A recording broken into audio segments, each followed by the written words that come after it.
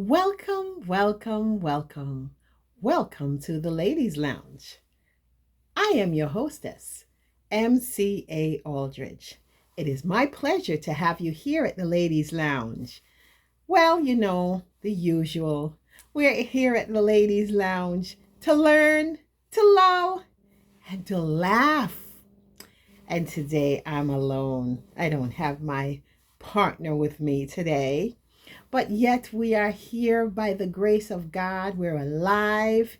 We are well. We are happy. I'm trying to record on both devices. So it's just a wonderful week. It's coming into the fall and here in New York. So in another few weeks, we will be able to see all the fall colors. And some of the trees and the bushes and the shrubs, they're changing colors just slightly because some days are a little cooler than other days and nights gets cooler. And it's the change of season. Now we know New York, we have all four seasons here. Okay, so God is good and we just bless him. Today we are talking about coincidences. Of course, many of us, we are familiar with that term, coincidences, but we will talk about it in the sense of the godly way as well as the general way. Let's put it that way. So, there was a church back in the 1950s that they had a choir rehearsal every Wednesday night, and the choir rehearsal started at 7:15. So all the choir members would get together and they had their choir rehearsal. And as they got together, they would enjoy being together, enjoy their each other's company, and enjoy it was something for them to look forward to every Wednesday evening, to have choir rehearsal at 7:15. But this particular choir rehearsal, this was 1950s, on the 1st of March 1950. It's a church in Nebraska. So the pastor of the church, 1950s is not like today where you have automatic timer for your heater and all these different things. Obviously, there was no caretaker for the church. It was the pastor that would go and make sure that the church was warm enough for choir rehearsal or for services or whatever they're doing. It was the pastor that did it. So this particular Wednesday, the pastor went to the church and he turned on the furnace or the heat. And as he turned on the furnace, he decided to, as the church got warm, he decided to just go back home and have his dinner and get his daughter ready so they could go to the rehearsal, because his daughter was a part of the choir and she was looking forward to going to choir rehearsal, etc. And they had dinner, and as they're getting ready to leave, the daughter noticed that on her dress that she was planning on wearing to the choir rehearsal, the dress had a stain, a food stain on it. So because of the food stain issue on the dress, she had to go back to her mom and say, "Mom, listen, my dress is messed up. I need another dress." So it caused them to had to take a little bit more time, because the mother had to prepare another dress for her daughter, being the pastor's daughter, to wear to the choir rehearsal. So as the mother is ironing the dress and preparing it for her, of course, it made them late. So this is the pastor and his daughter, okay? First choir member. Second choir member, They had two boys. They were the father and his two sons that had to go for choir rehearsal. And normally it was the mother that would get these two boys ready for the choir rehearsal, but she was away. So the father had to get the boys ready for choir rehearsal, and it took him a little bit more time than the mother would take to get them ready for choir rehearsal. So as they're getting ready to go, of course, it's a slower process, and they are late for choir rehearsal. And then the next person was, his name was Herbert. He was writing a letter, and he lost time. He was writing a letter. We don't know what kind of letter he was writing, but he was writing a letter, and he lost track of time. And when he looked, it was late. He was running late for choir rehearsal. And he too, that was the next choir member. Then there was a lady by the name of LaDonna, who was she was an aspiring mathematician, and she was doing her homework. But she had the homework, it was really giving her a hard time. So because it was giving her such a hard time, she was running late for the same choir rehearsal. We're talking about Nebraska, March 1st, 1950.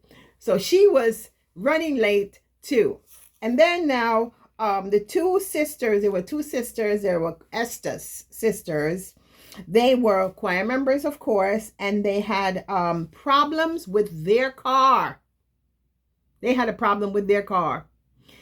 And as a result of the problem with their car, they were running late. Then they asked LaDonna, who was the mathematician, the aspiring mathematician, to give them a ride to the choir rehearsal. Hence, all of them were late for the choir rehearsal. Then there was another one. They were the piano, the lady that she was the piano player. She overslept. And because she overslept, her mother tried to wake her up to get her for the two of them to go to choir rehearsal. She's the piano player. Her mother tried to wake her up, and it took her a while to get her awake and to get ready to go to the choir rehearsal. And so happened, they were late too. So there's a high school student by the name of Lucille.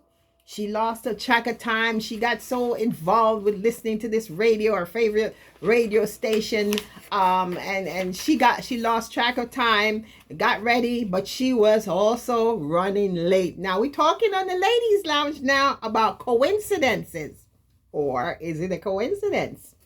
There's a lady now by the name of Mrs. Leonard and her daughter. They were running late also because they stopped off at the grandmother's house, which is the lady, Mrs. Leonard, her mother's house. And as they stopped off at the mother's house, it so happened that the mother was there telling them lots of stories. Now we got to listen to the seniors now. Their stories. They're valuable stories. So they stopped off to listen to the mother's, the grandmother's story. And then as they were listening, they were running late for the choir rehearsal. This is Mrs. Leonard. Okay. Then there was one lady by the name of Joyce. She was feeling lazy. She didn't even really want to go to choir rehearsal. So she was lazy. She tried to find all kind of excuses. She laid in the bed. I don't really want to go, but let me get up and go. But she was also late. Now the choir rehearsal, as I said before, was supposed to start at 7:15. Because everybody was late, it was okay. Coincidence or not? At 7:20, remember, the pastor had started the furnace. He turned on the furnace, he turned on the heat, And it so happened that he went home. Of course, you know the story with him and his daughter, etc. At 7:20, there was a gas leak, and the church fell. Well, flames exploded all over the church. The church turned into a raging inferno, burning and burning and burning. Nobody was in the church. Nobody. Is that a coincidence? Or is it an act of God? Tell me, what do you think? Is it coincidence that all of these choir members, everybody was late? Everybody was running late that day? What do you think? Do you think it was a coincidence? I don't know.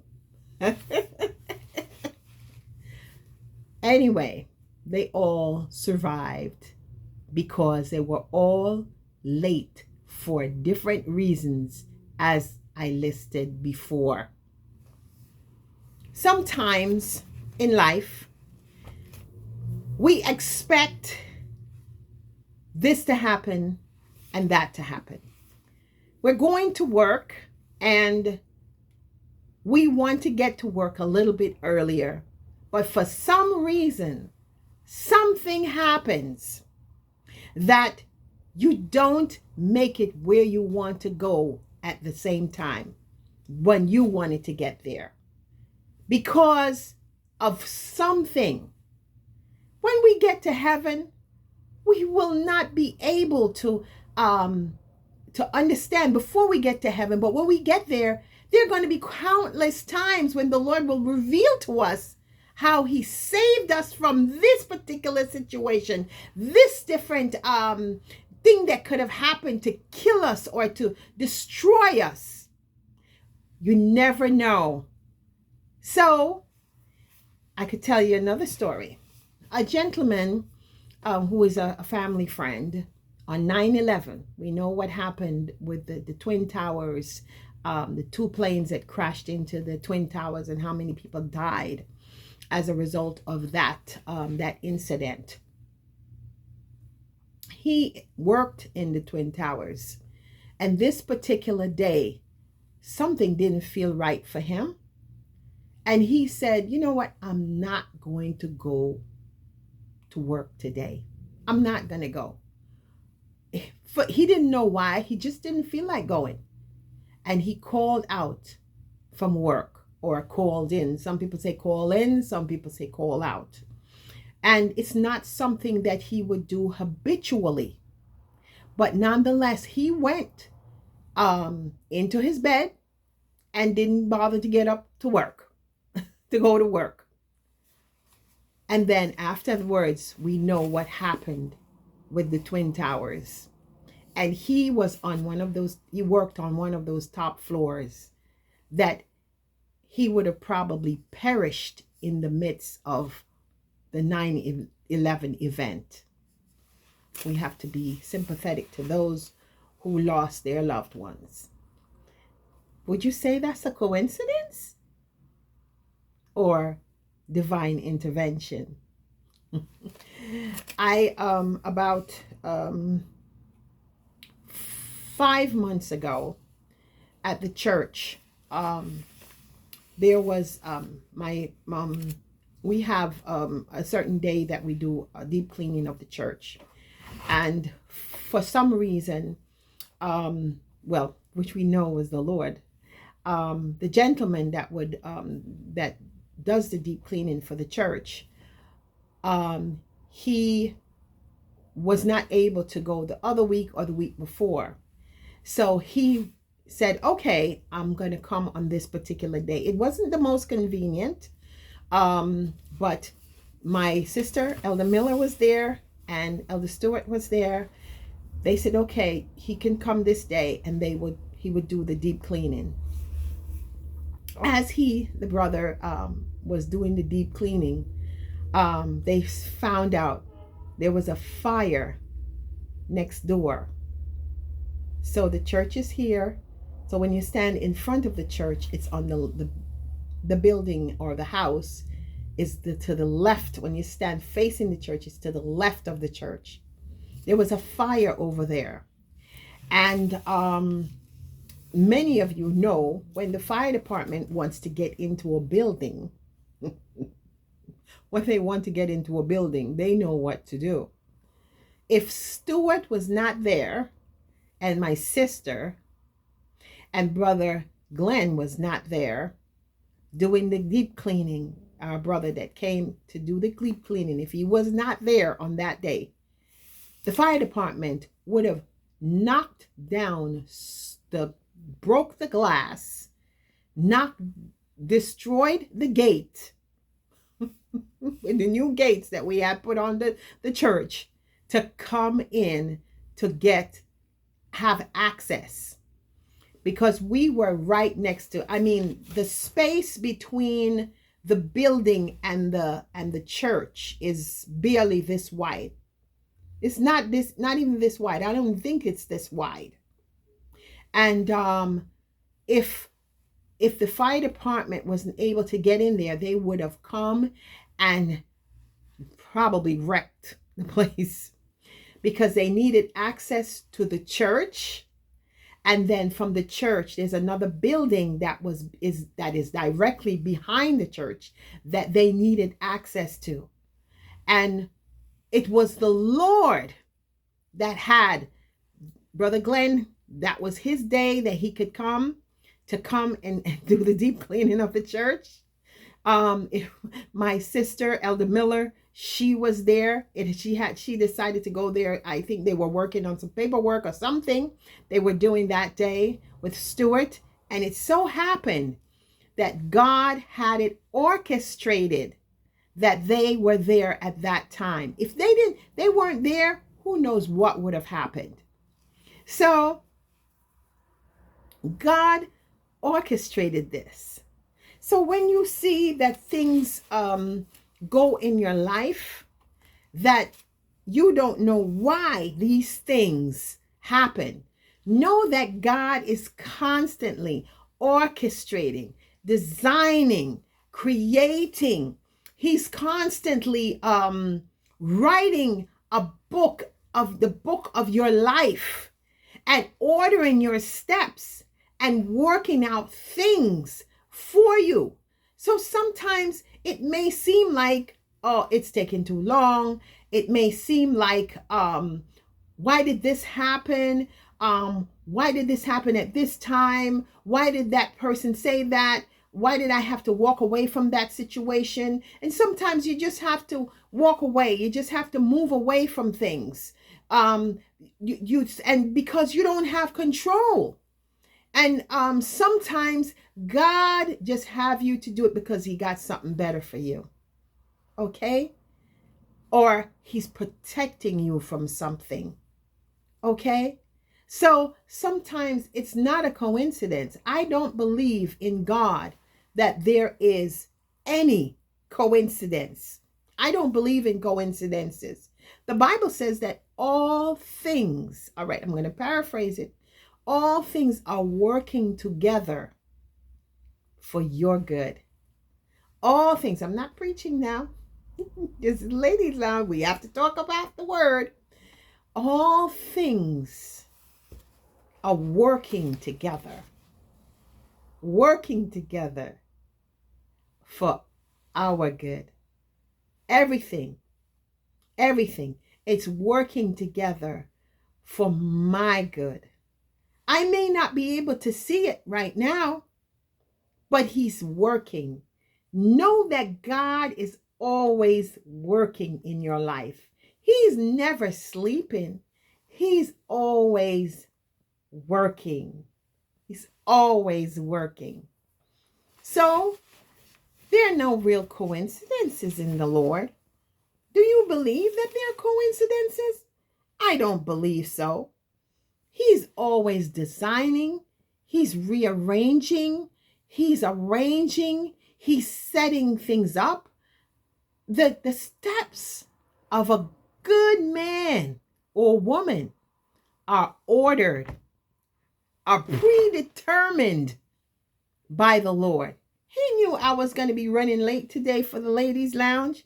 Lord knows I had things to do today, and then I was really tired, and I went and I laid down and I had a good rest.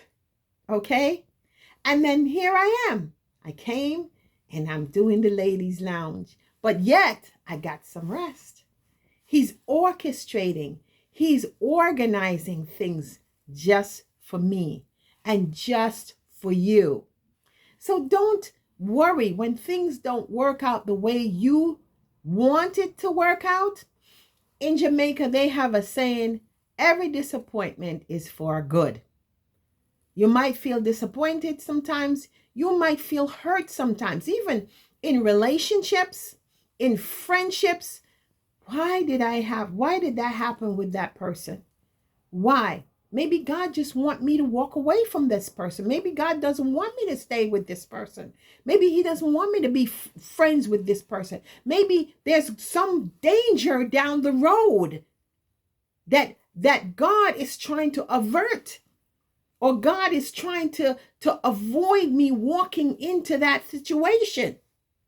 So every disappointment is for good. So you may feel hurt or disappointed at the one time, but when you get to a certain point, when you get to down the road, that's when you're going to realize, wow, that's why I did not have that connection with that person. That's why that happened with that person, because you didn't want it to happen. Every disappointment is for good. There are no coincidences with God. No coincidences. He is constantly working and orchestrating your life. And even when you don't believe it, or even though you can't see it, just trust him that he's going to do it for you, that he's working for you. Okay? It's all working for your good. This song says, everything is working together for my good. Everything is working together for my good. And guess what? This is my season for grace and favor. Okay?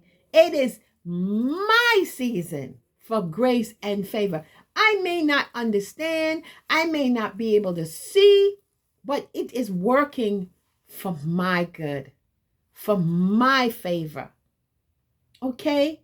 So trust the Lord, trust his plan, and know that his plan is always perfect. Just like those people that were in that the choir members that were late for a reason, all of them, that wasn't a coincidence. They were going to give God glory by doing they're preparing themselves to sing for the Lord for the church Sunday service. But yet God saw their heart and he said, no, they're coming to serve me. It's a mixed bunch of people. There were black people, there were white people, there were different folks in the whole group. And of course, God saw their heart and he said, they are my servants. I'm not going to let them perish in this fire. I'm not going to let them die. The fire, if they had all made it there at 7:15, they would have perished in that fire at 7:20. 5 minutes, because most of them, they would have been there before 7:15. Now, if you got to go somewhere, your appointment is at 5 o'clock, make sure you're there 15 minutes before your appointment. And then worse, if you got to speak or preach or something, you got to make sure that you're there before the time. Okay? So everything is working together for your good. There are no coincidences in God, and every disappointment is for a good, your good, because everything is working together for your good. Thank you for joining me here at the Ladies Lounge. I hope you did learn something today, and I hope you were able to lull, and I hope you were able to laugh with me today. And God is a good God. Have a wonderful weekend, and see you soon. God is a good, good, good, good God. It's working for your good.